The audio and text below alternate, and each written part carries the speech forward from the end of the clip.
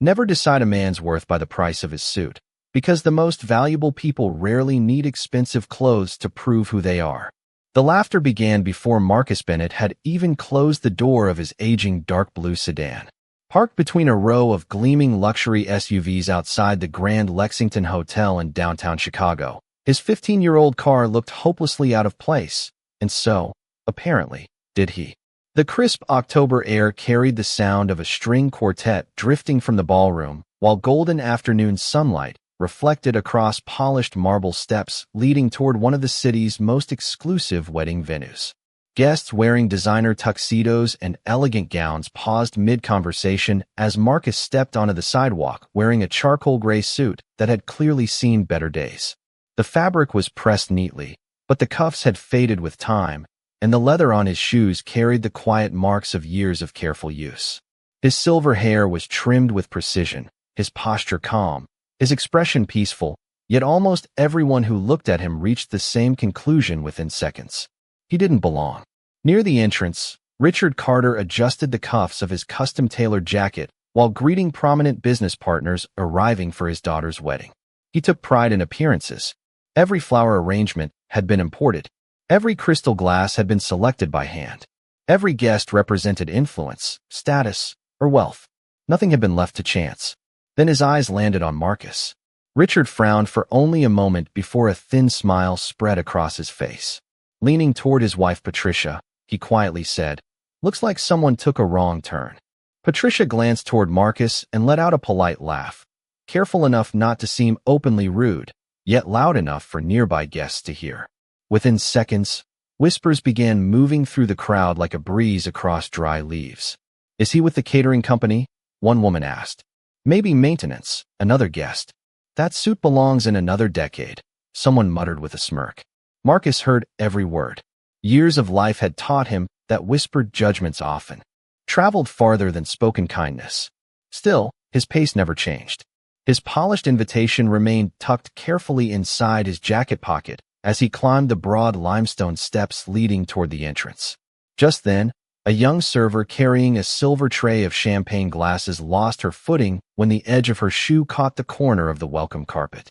Crystal glasses rattled violently before sliding onto the stone floor with sharp musical clinks. Guests instinctively stepped backward, protecting expensive shoes and tailored clothing. Nobody moved to help. Marcus did. Without hesitation, he knelt beside the embarrassed server, carefully gathering each unbroken glass before offering her a reassuring smile. "Take your time," he said gently. "No one's dignity should be measured by a simple accident." The young woman exhaled with visible relief.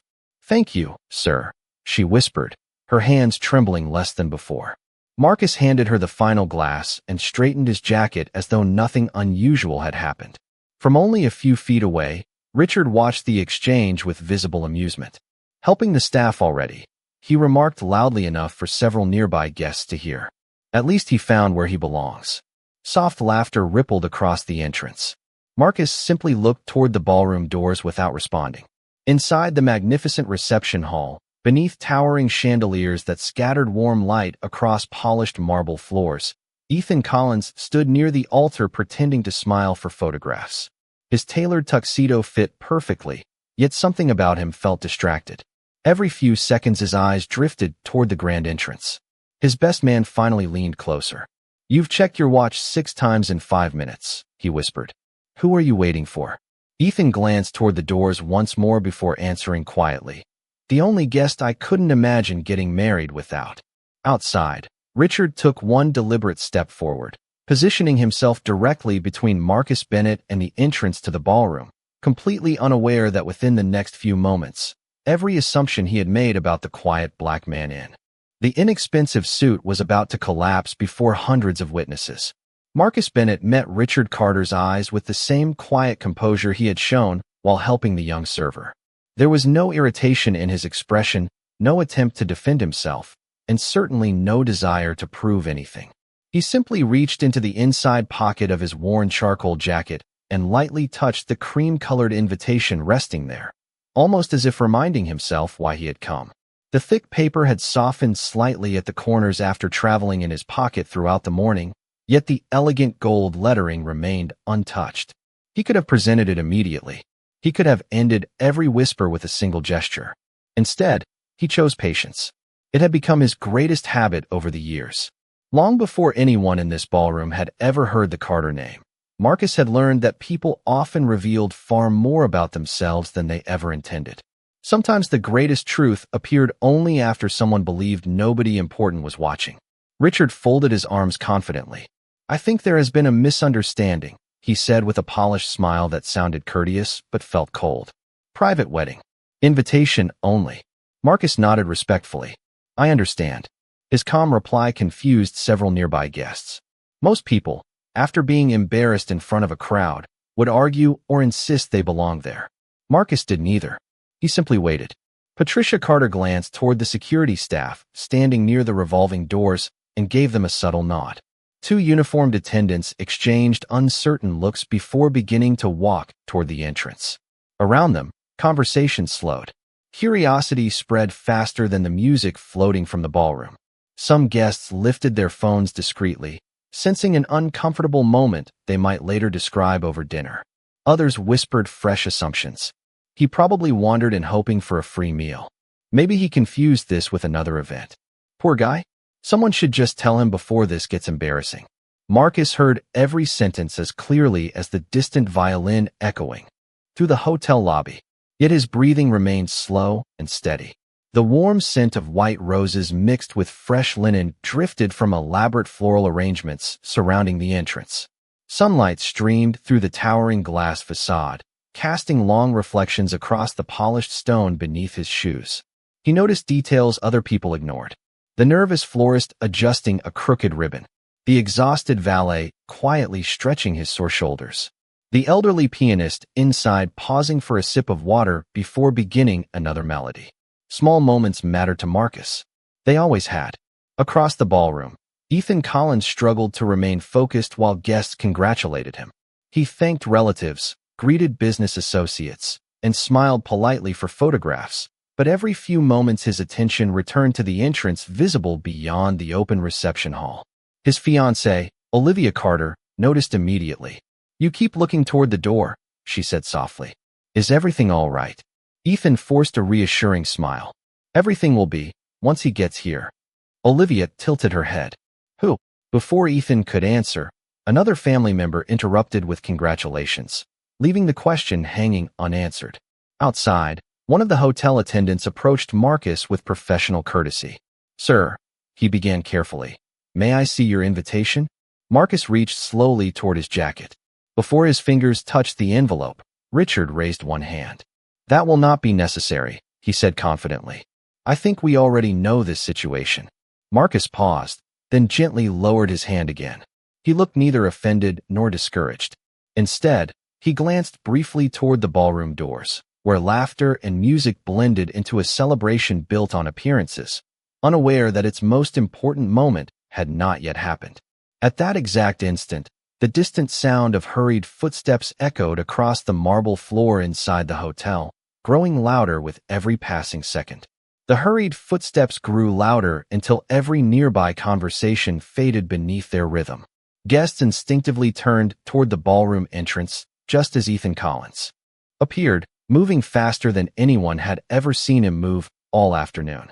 His polished shoes echoed across the marble floor, and the carefully rehearsed smile he had worn for photographers was gone. There was only urgency in his face now.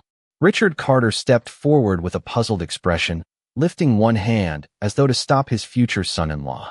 "Ethan," he called with a light laugh. "Everything is under control." Ethan did not slow down. He passed his future father-in-law without even acknowledging him. The wedding planner reached out to remind him that the ceremony was about to begin, but Ethan continued walking, his eyes fixed on only one person standing quietly near the entrance. The room seemed to inhale all at once. Marcus Bennett remained exactly where he was, hands resting comfortably at his sides, as though he had expected nothing different.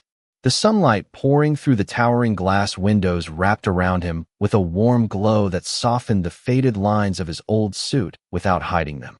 He looked neither wealthy nor powerful. He simply looked at peace. Ethan stopped less than 2 feet away. For one long heartbeat, nobody spoke.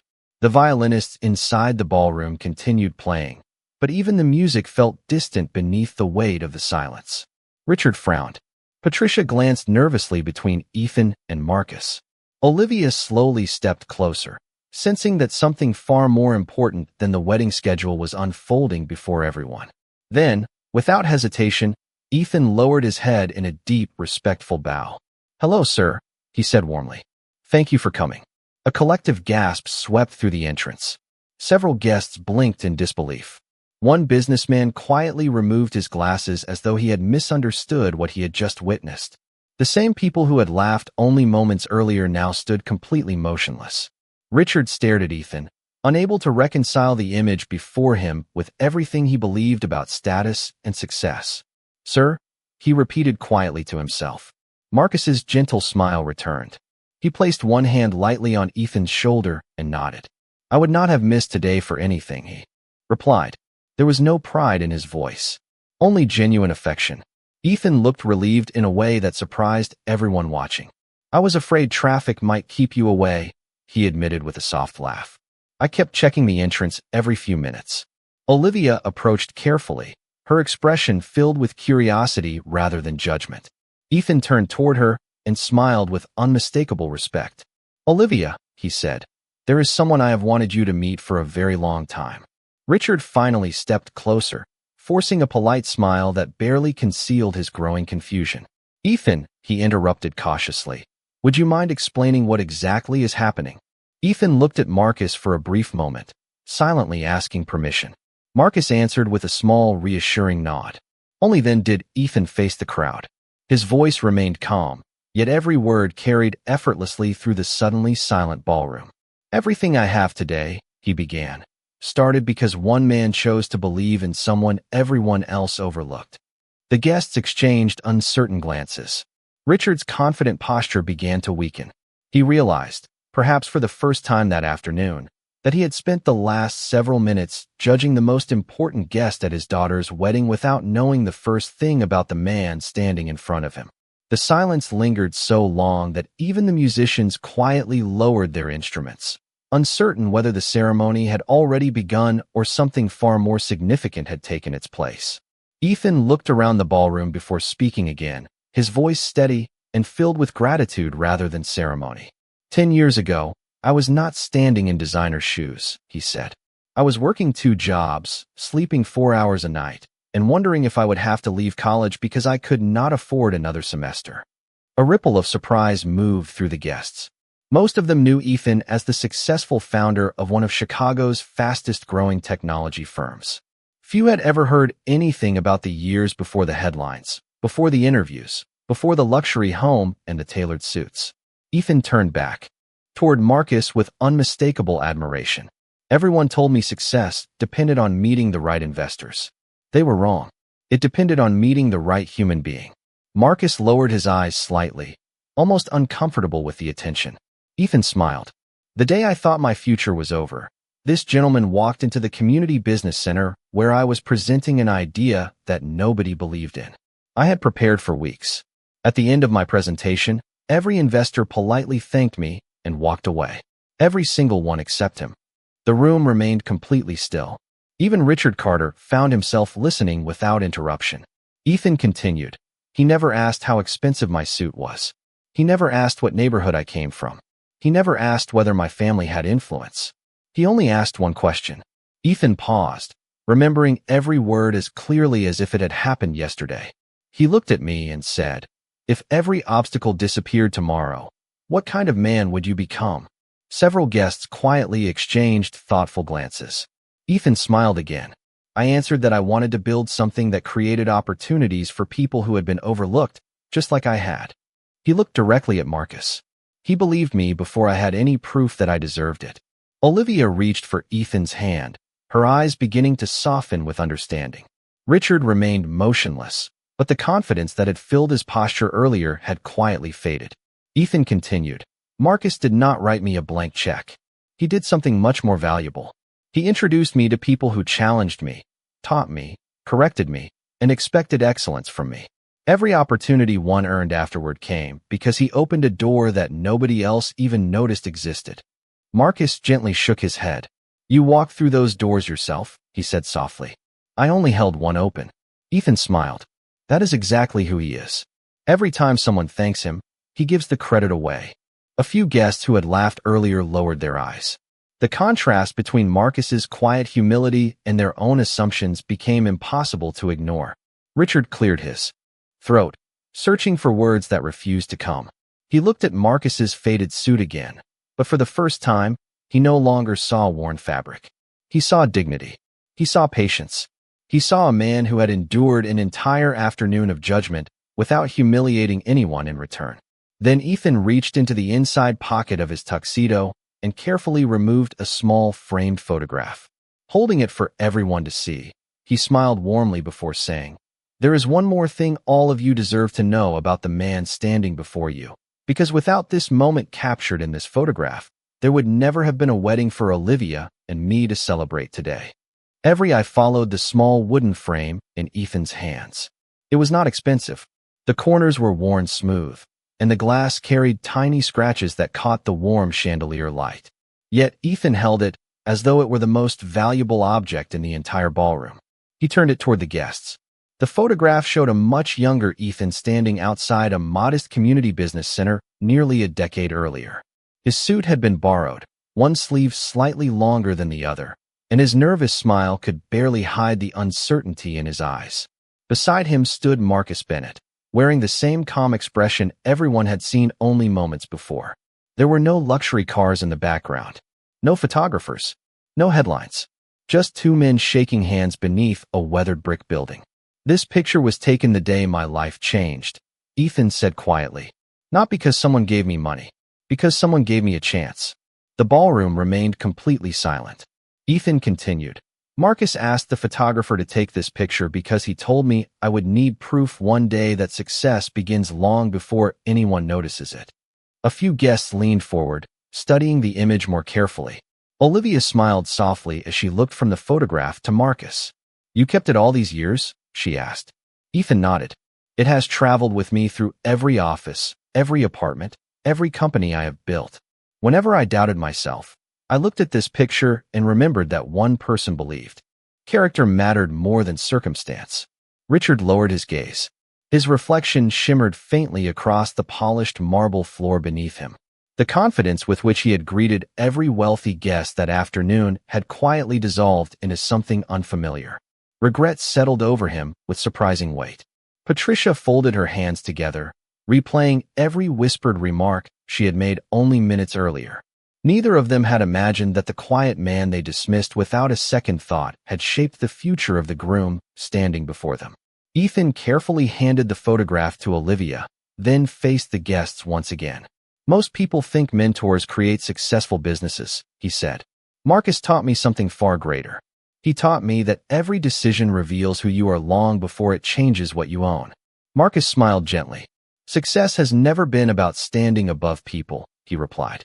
"It has always been about lifting someone who cannot yet see how high they can climb." Several guests lowered their eyes.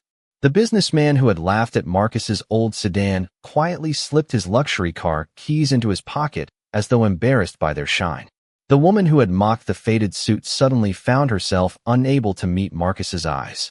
The atmosphere inside the ballroom had completely transformed. Moments earlier, people had measured one another by clothing, cars, and status. Now those things felt strangely insignificant. Richard finally stepped forward, his voice noticeably quieter than before. "Mr. Bennett," he said carefully, "I owe you an apology." Marcus turned toward him with the same peaceful expression he had carried since arriving. There was no triumph in his face, no satisfaction in watching another man struggle with his pride. He simply listened. Richard took a slow breath. "I judged you before I knew anything about you. I looked at your suit instead of your character." Marcus nodded kindly, but did not answer immediately. His eyes drifted toward the ballroom windows where the late afternoon sunlight painted long golden reflections across the floor. After a thoughtful pause, he reached into the inside pocket of his faded jacket and slowly removed a simple cream-colored envelope. "Before we talk about apologies," he said softly, "there is something I promised Ethan I would bring today, and I believe it belongs to both families." Marcus held the cream-colored envelope with both hands, almost reverently, as though it contained something far more meaningful than paper. The ballroom remained so quiet that the faint hum of the crystal chandeliers seemed louder than before. Outside the towering windows, the late afternoon sun dipped lower over the Chicago skyline, washing the room in soft amber light that reflected across polished marble like liquid gold. Marcus looked first at Ethan, then at Olivia, before extending the envelope toward them together. "This belongs to your future, not your wedding," he said gently. Olivia accepted it with careful hands while Ethan smiled with quiet understanding. "I have been waiting for this," he admitted. Olivia looked at him with surprise. "You knew about this?" Ethan nodded. "Only that he had been preparing something for us for years. He never told me what it was." The envelope was sealed with dark blue wax bearing a simple tree engraved in the center. Olivia carefully broke the seal and unfolded several neatly typed pages. Her eyes widened almost immediately. "This cannot be real," she whispered. Ethan leaned closer. The first page outlined the creation of a charitable foundation in both of their names, dedicated to providing scholarships and mentorship opportunities for students whose potential had been overlooked because of financial hardship or social prejudice. The document had already been legally prepared. Marcus had completed every detail months before the engagement had even been announced publicly. Richard stared in disbelief. "You planned all of this before you even met our family?" Marcus smiled softly. "I knew Ethan's heart long before I knew anyone else's name." Olivia continued reading. Every scholarship recipient would also receive personal mentorship from business leaders, teachers, artists, and community volunteers.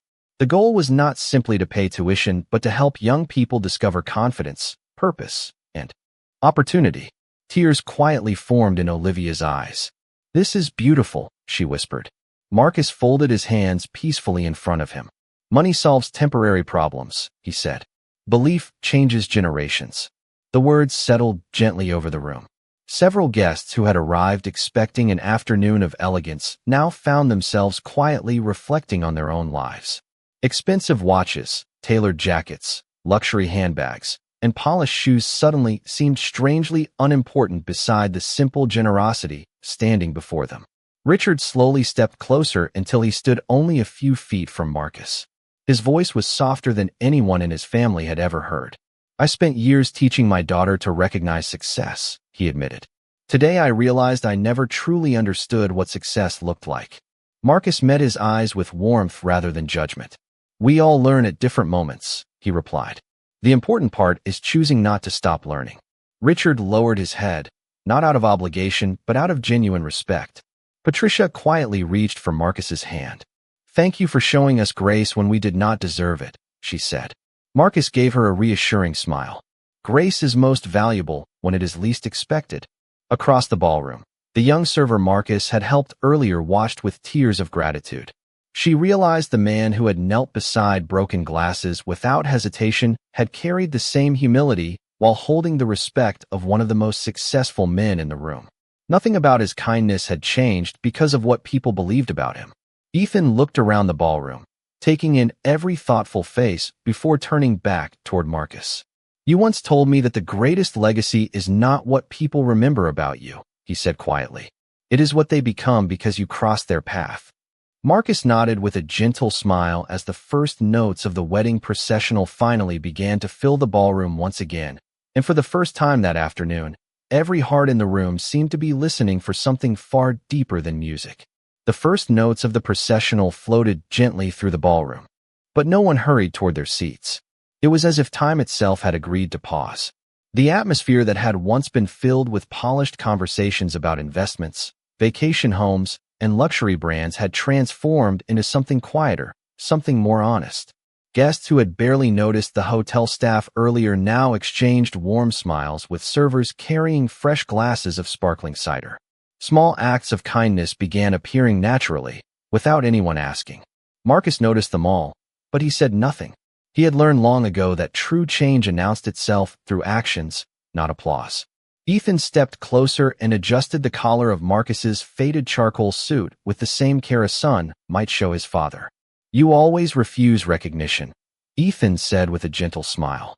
"But today I cannot let that happen." Marcus chuckled softly. "Recognition fades faster than character." Ethan laughed quietly. "You taught me that too." Olivia folded the scholarship documents carefully before slipping them back into the cream-colored envelope. Her eyes rested on the small wax seal with the tree engraved upon it. "Why a tree?" she asked. Marcus looked toward the tall windows where a row of maple trees swayed gently outside beneath the autumn breeze. "Because no one plants a tree for themselves," he answered. "They plant it for people they may never meet." The words settled into the room like sunlight warming cold stone. Richard remained silent for several moments before taking a slow breath. "May I ask you something?" Marcus nodded. "Of course." Richard hesitated, searching for the right words. "If you knew who we were before today, if you knew the kind of assumptions people like me sometimes make, why did you never tell anyone who you were the moment you arrived?" Marcus smiled with quiet understanding. "Because respect that must be demanded is only temporary. Respect that grows from truth lasts much longer." Richard lowered his eyes. "I would have listened immediately if I had known." Marcus gently shook his head. "Then you would have listened to my reputation, not to my character." That answer lingered longer than anyone expected. Patricia wiped away a quiet tear. Olivia reached for her father's hand, giving it a reassuring squeeze. The proud businessman who had spent decades building successful companies suddenly realized that the greatest lesson of his life had arrived wearing a faded suit instead of an expensive one. Near the entrance, the young server Marcus had helped earlier approached carefully with a small tray. "Sir," she said shyly, "I wanted to thank you again." Marcus accepted a single glass of sparkling cider before asking, "Did your shift become any easier?" She smiled. "Much easier. Everyone started helping after they saw what you did." Marcus nodded thoughtfully. Kindness spreads faster than people realize. Several guests overheard his words and quietly smiled to themselves. Ethan looked around the ballroom one more time before raising his own glass. "Before we begin this marriage," he said, "I would like everyone here to remember one simple truth. The person who changes your life may never arrive in a limousine. They may walk through the front door wearing ordinary shoes and carrying extraordinary integrity." Glasses rose throughout the ballroom. No one applauded. No one cheered. The silence itself felt more powerful than celebration. As golden evening light continued pouring through the windows, Marcus quietly lifted his glass as well, not in honor of himself, but in honor of every unseen person whose quiet goodness had changed another life without ever asking to be remembered. The wedding ceremony finally began, but it no longer felt like a celebration built around elegant decorations or carefully planned traditions. It felt like a room full of people quietly discovering a different definition of success. As Olivia walked down the aisle, she held the cream-colored envelope against her bouquet as though it were every bit as precious as the flowers themselves. Ethan never took his eyes off her, yet before they reached the altar together, they both turned toward the front row where Marcus now sat.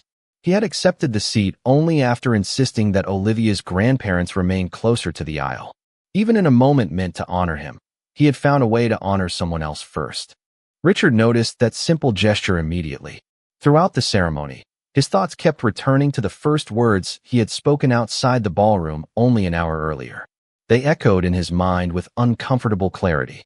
He had measured a stranger by clothing, by an old sedan, by appearances that now seemed painfully meaningless. Looking across the guests, he realized he had done the same thing in business for years, often without noticing it. The officiant spoke about trust, commitment, and choosing one another every day, but Richard heard another lesson unfolding quietly in his own heart. Character could never be purchased. It could only be lived. When the vows ended and the guests rose in applause, Ethan did something unexpected once more. Before taking Olivia's hand to walk back down the aisle, he stepped toward Marcus and embraced him warmly. It was not a brief formal hug offered for photographs. It was the grateful embrace of a man honoring someone who had changed the direction of his life. Many guests wiped away quiet tears. Others smiled at people they had never spoken to before. The atmosphere inside the ballroom had become warmer than the golden evening light streaming through the windows. During the reception dinner, Richard quietly excused himself from the head table and walked toward the young server Marcus had helped earlier. "May I carry those plates for you?" he asked. The young woman blinked in surprise before smiling. Together they carried several trays back toward the service station. Nearby guests watched in silence. No cameras recorded the moment. No speeches announced it. Yet Marcus noticed the change and smiled to himself. This was exactly how lasting transformation began, one quiet decision at a time. Later that evening, Patricia approached the valet stand outside the hotel, where Marcus's aging sedan waited beneath the soft glow of the entrance lights. "Mr. Bennett," she said gently, "I hope you know our family would be honored if you visited us again." Marcus thanked her warmly. "I would like that very much," he replied. "Not because of today, but because tomorrow gives all of us another chance to become better than we were yesterday." Richard joined them a moment later, holding a small velvet box. "This belonged to my father," he explained. "He always gave it to someone he deeply respected. I would be honored if you accepted it." Marcus looked at the box but slowly closed Richard's hand around it again. "Keep it," he said kindly. "One day, give it to someone who teaches you something you never expected to learn. That way your father's tradition continues." Richard nodded with moist eyes, understanding the lesson immediately. As Marcus opened the driver's door of his old sedan, Ethan called after him one final time. "Sir, thank you for believing in me before I believed in myself." Marcus paused beneath the warm hotel lights, looked back with the same peaceful smile he had worn all afternoon, and answered, "The greatest investment is never made in a company. It is made in a person who still needs someone to believe they can become more." Marcus settled into the driver's seat of his aging sedan and rested both hands on the steering wheel without starting the engine. Through the windshield, he could still see the warm lights of the Grand Lexington Hotel glowing against the cool Chicago evening, their reflections dancing across the polished stone entrance where only a few hours earlier strangers had quietly decided who he must be. Now those same people stood outside talking with hotel staff, helping elderly relatives into their cars, and thanking servers by name before leaving. Marcus noticed the small changes with quiet satisfaction. They were not dramatic. They were not loud. But they were real. He smiled gently and whispered to himself, "That is enough." Inside the ballroom, the celebration continued with laughter that felt lighter than before. Richard stood near one of the large windows, watching the old sedan remain parked beneath the amber lights. Ethan joined him, slipping his hands into his pockets. Neither man spoke for several moments. Finally, Richard broke the silence. "I spent my whole life believing I could recognize greatness the moment I saw it," he admitted quietly. "Today I learned that I have been looking in the wrong places." Ethan nodded. "Most people do." Richard smiled faintly. "Your mentor never tried to embarrass me." "He never would," Ethan replied. "He believes humility teaches lessons that pride never can." Richard looked toward the parking lot once more. "I hope one day I become the kind of man he believed I could be." Ethan placed a reassuring hand on his shoulder. "You already took the first step." Across the room, Olivia carefully placed the cream-colored envelope into a polished wooden keepsake box beside their wedding guest book. She looked at the scholarship documents once more before closing the lid with quiet determination. "This will be the first promise we keep together," she whispered.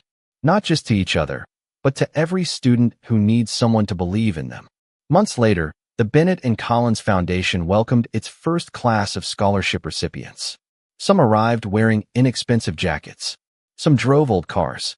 Some walked through the doors carrying nothing more than a folder filled with dreams they hoped someone would finally notice. At the entrance to the foundation building hung a simple bronze plaque with no photograph and no mention of wealth or titles. It carried only one sentence that every visitor stopped to read. "Character always arrives before reputation. Learn to recognize it." Richard visited the foundation often, volunteering his time to mentor young entrepreneurs.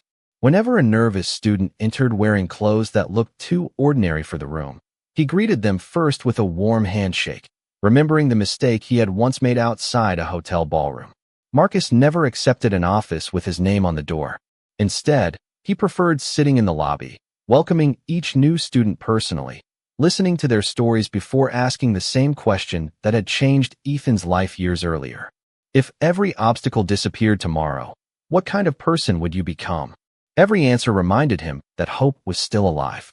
As the seasons passed, the old sedan continued carrying Marcus through the streets of Chicago, its paint a little more faded each year, but always clean, always dependable.